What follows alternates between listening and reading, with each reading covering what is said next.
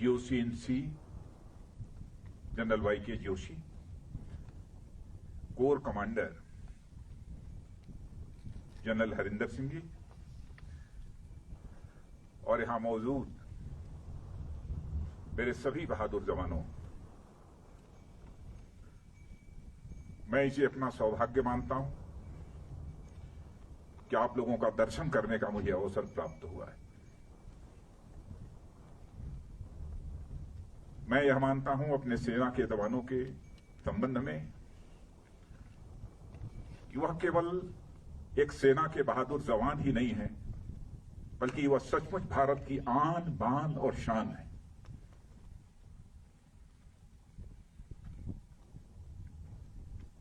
समय समय पर जो भी करिश्माई काम हमारे सेना के जवानों के द्वारा किया गया है,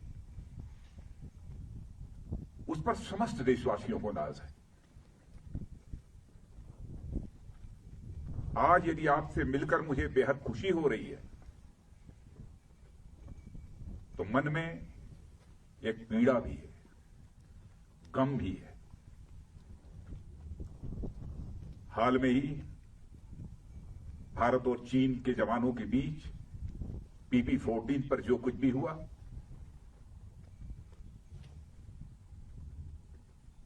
उसमें हमारे कुछ जवानों ने अपना बलिदान देते हुए अपनी सीमा की सुरक्षा की है। उनके खोने का गम है, आपसे मिलने की खुशी है।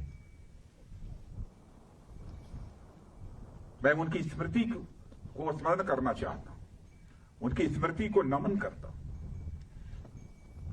उन्हें मैं हृदय से श्रद्धांजलि अर्पित करता हूं। और मैं ये कहना चाहता हूं कि हिंदुस्तान उनकी शहादत को कभी भूलेगा नहीं। हमारे प्रधानमंत्री जी ने भी आकर दो टूक शब्दों ने कहा है कि उनकी वह शहादत, उनका वह बलिदान किसी भी सूरत में व्यर्थ नहीं जाएगा।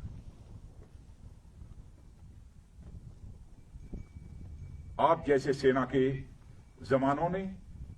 जवानों को जिन मां बाप ने पैदा किया है, सचमुच मैं शीश झुकाकर उन मां बाप का भी अपनी तरफ से हार्दिक अभिनंदन करता हूं। हाल में जो कुछ भी हुआ है, भारत और चीन के सेना के जवानों के बीच, मैं कह सकता हूं कि आप लोगों ने केवल भारत की सीमा की सुरक्षा नहीं की है, बल्कि भारत के 130 करोड़ भारतवासियों के सम्मान की आपने सुरक्षा की। इसके लिए भी मैं अपनी तरफ से आप सबका हार्दिक अभिनंदन करना चाहता हूं और देश के अपने सारे ऐसे सेना के जवानों का अभिनंदन करना चाहता हूं। कैसी स्वाभिमान की भावना आप सबके अंदर है।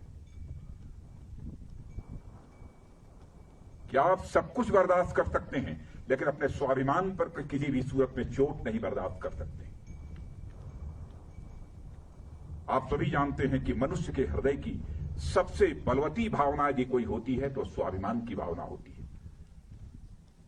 स्वाभिमान ये व्यक्तिगत भी होता है, समाज का भी होता है, क्षेत्र का भी होता है, परिवार का भी होता है, लेकिन सबसे ऊपर एक स्वाभिमान होता है, राष्ट्रीय स्वाभिमान। यदि व्यक्तिगत रूप से हमें कोई अपशब्दों का प्रयोग करता है तो हमारा व्यक्तिगत स्वाभिमान जागृत हो उठता है और उससे हम दो दो हाथ करने के लिए तैयार हो जाते हैं। वैसे ही हमारे राष्ट्र की सीमाओं पर यदि कोई आंख उठाकर देखने की जरूरत करता है, उस समय हमारा जो स्वाभिमान जागृत होता है उसे हम राष्ट्रीय स्वाभिमान कहते हैं। इसी राष्ट्रीय स्वाभिमान की भावना के कारण ही आप अपनी जिंदगी की चिंता नहीं करते हैं, अपना सर्वस्व न्यौछावर कर देने के लिए तैयार हो जाते हैं। भारत को आजादी भी मिली है तो इसी राष्ट्रीय स्वाभिमान के भावना के कारण ही मिली है। चाहे वह चंद्रशेखर आजाद रहे हों, सरदार भगत सिंह रहे हों, खुदीराम बोस, अशफाक उल्लाह खान जैसे लोग रहे। इसी राष्ट्रीय स्वाभिमान की भावना के कारण ही हंसते हंसते फांसी के फंदे को चूम लिया था, तब जाकर यह हमारा भारत आजाद हुआ।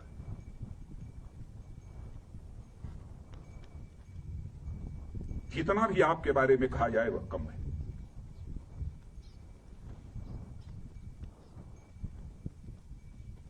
इस समय सीमा के विवाद को सुलझाने के लिए बातचीत का दौर चल रहा है।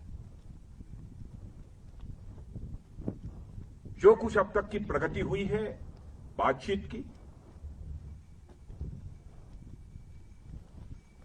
मामला हल होना चाहिए।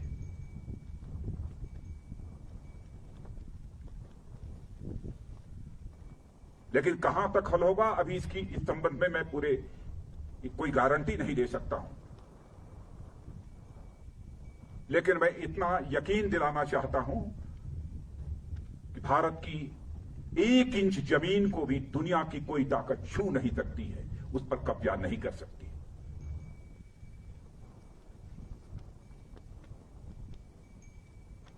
लेकिन बातचीत के द्वारा यदि समाधान निकलता है तो इससे अच्छी बात और कोई दूसरी नहीं हो सकती है। वह सिलसिला चल रहा है, मिलिट्री लेवल पर भी बातचीत चल रही है, डिप्लोमेटिक बातचीत भी चल रही है। भारत का जहां तक सवाल है, भारत दुनिया का इकलौता देश है जिसने सारे विश्व को शांति का संदेश दिया है। भारत दुनिया का इकलौता देश है जिसने कि दुनिया के किसी देश पर न तो कभी आक्रमण किया है और न दुनिया के किसी देश की 1 इंच जमीन पर कभी कब्जा किया है। भारत दुनिया का यह इकलौता देश है जिसने भारत की सीमा में रहने वाले लोगों को ही अपने परिवार का सदस्य नहीं माना है, बल्कि पूरे विश्व की धरा पर रहने वाले लोगों को अपने परिवार का सदस्य मानते हुए वसुधैव कुटुंबकम का संदेश सारे विश्व को किसी एक देश ने दिया है तो हमारे और आपके देश भारत ने दिया है। हम अशांति नहीं चाहते, हम शांति चाहते। हमारा चरित्र रहा है कि हमने दुनिया के किसी भी देश के स्वाभिमान पर चोट पहुंचाने की कभी कोशिश नहीं की। लेकिन यह भी मैं कह देना चाहता हूं 2 टूक शब्दों में, यदि कोई दुनिया की ताकत हमारे स्वाभिमान पर चोट पहुंचाने की कोशिश करेगी तो उसे किसी भी सूरत पे हम बर्दाश्त नहीं करेंगे, उसका हम मुंहतोड़ जवाब देने के लिए भी तैयार रहेंगे।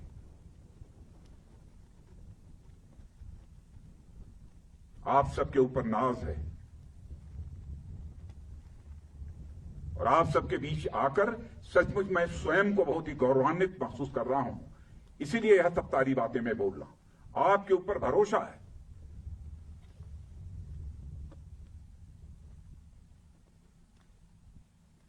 और जिन हमारे जवानों ने अपनी शहादत दी है उसका गम केवल परिवार के लोगों को नहीं है, हम लोगों को भी है, 130 करोड़ भारतवासियों को भी।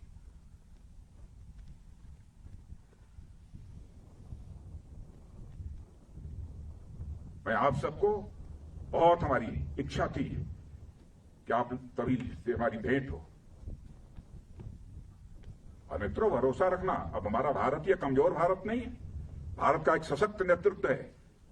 फिर नरेंद्र मोदी जैसा प्रधानमंत्री हमको मिला है, फैसला लेने वाला प्रधानमंत्री, दृढ़ इच्छा शक्ति का प्रधानमंत्री।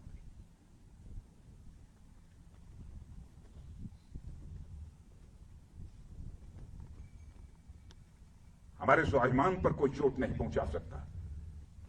राष्ट्रीय स्वाभिमान यह हमारी पूंजी है।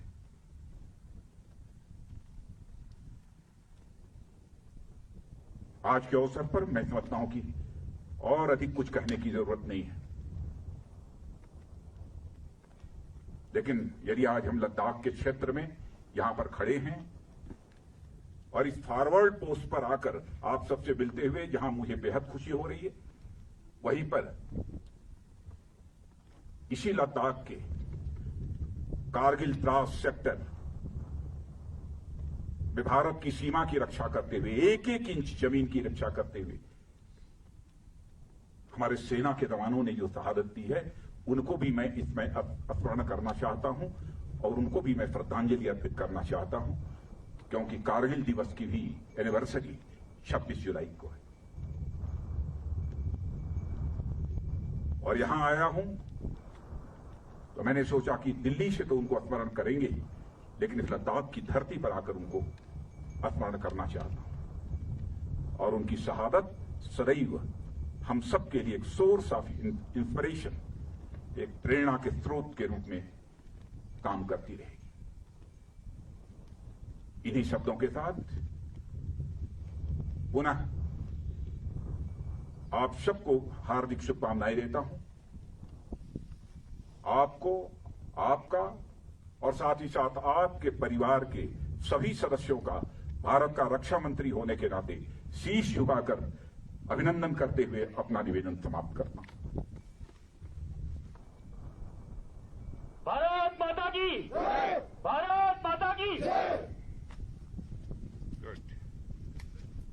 एक बार बोलिए, भारत माता की, भारत माता की, भारत माता की, भारत माता की। बहुत बहुत धन्यवाद।